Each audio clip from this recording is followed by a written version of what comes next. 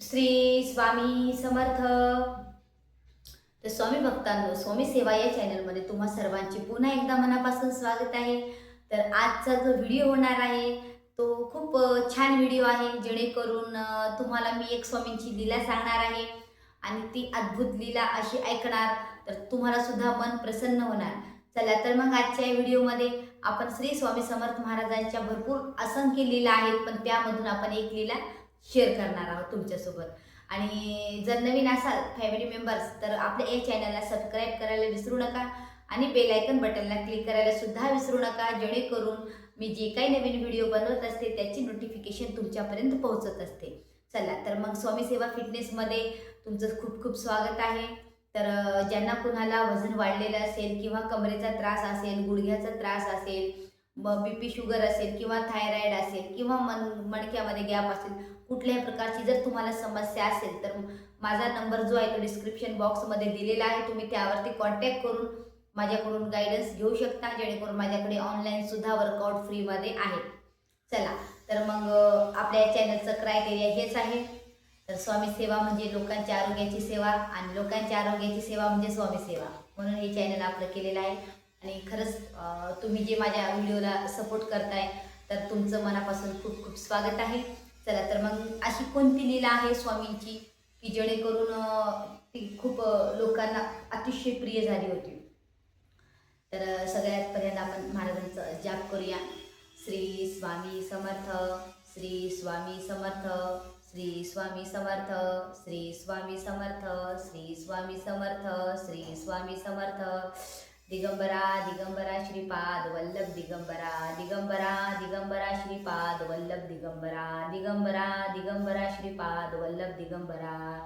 शिव हरिशंकर नमामि शंकर शिवशंकर शंभो, हे गिरिजापती भवानी शंकर शिवशंकर शंभो.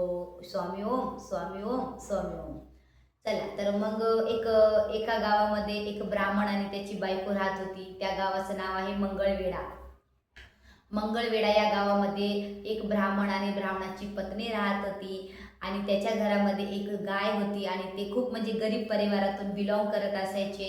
तर तो जो ब्राह्मण आहे तो स्वामींचा भक्त होता आणि तो नेहमी कशाही परिस्थितीमध्ये तो स्वामींचा नेहमी जाप करत असायचा. आपले जे काही सर्व कामं असतील ते सगळे कामं करून तो महाराजांचा जाप करत असायचा. नेहमी महाराजांचा जाप करत असायचा. तो त्याला कितीही जरी संकट आले, परेशानी जरी आली तरी तो महाराजांचा जाप करत असायचा. पण जेणेकरून त्याच्या घरामध्ये खूप म्हणजे अशी दरिद्री होती, म्हणजे खाण्यापिण्यासाठी सुद्धा त्याला काहीच नव्हतं.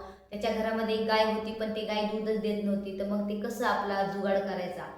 तर तरी पण तो महाराजांची सेवा करतच असायचा. जेणेकरून एकदा असंच नामस्मरण करत होता पंडित, तर अचानक महाराज त्यांच्या दरवाजापाशी आले. आल्याच्या नंतर पंडितांनी पाहिलं, त्यांना ब्राह्मणाने पाहिलं, त्याला दोघा नवरा बायकोने त्यांना म्हणजे प्रणाम केला स्वामींना.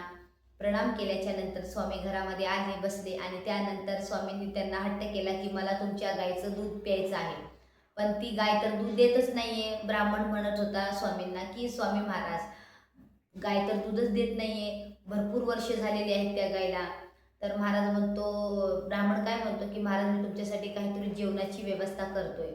तर स्वामी काय बोलले की तुला सांगितलं ना मी की मला दूधच पाहिजे. म्हणजे स्वामी हट्ट करायचे आणि स्वामी हट्ट करत होते, पण जेणेकरून त्यांच्या जे आत्मा जो आहे ना, अंतरात्मा म्हणजे आतून ते गाभाऱ्यासारखे असायचे, वरूनच ते दाखवायचे आपल्याला. मग मग स्वामी काय बोलले की चला मग आपण गाय बघूया, कोणती गाय आहे ते दूध देत नाहीये. तर गायपाशी गेले महाराज. त्यानंतर गायीवर हात फिरवला, मुडक्यावर गायच्या, की का रे बाळा, तू दूध देत नाहीये, तुझा मालक किती दरिद्र आहे, त्याला मदत केली पाहिजे. म्हणून त्या गायीवर असा हात फिरत होते महाराज. त्यानंतर काही 4 लोक त्याच्या अवतीभोवती जमलेले होते. मग मंगळवेढ्यामध्ये जमलेले होते. मग त्यावेळेस ब्राह्मण जो आहे मग दूध काढण्यासाठी बसला, तेव्हा गायने काय केलं की जो दूध आहे म्हणजे एकदम सरसर सरसर दुधाच्या धारा यायला लागल्या, जेणेकरून तिथे महाराजांची लीला पार पडली. श्री स्वामी समर्थ. तर म्हणजे महाराजांच्या सानिध्यामध्ये जर तुम्ही राहिला तर अशक्य ही शक्य करतील स्वामी.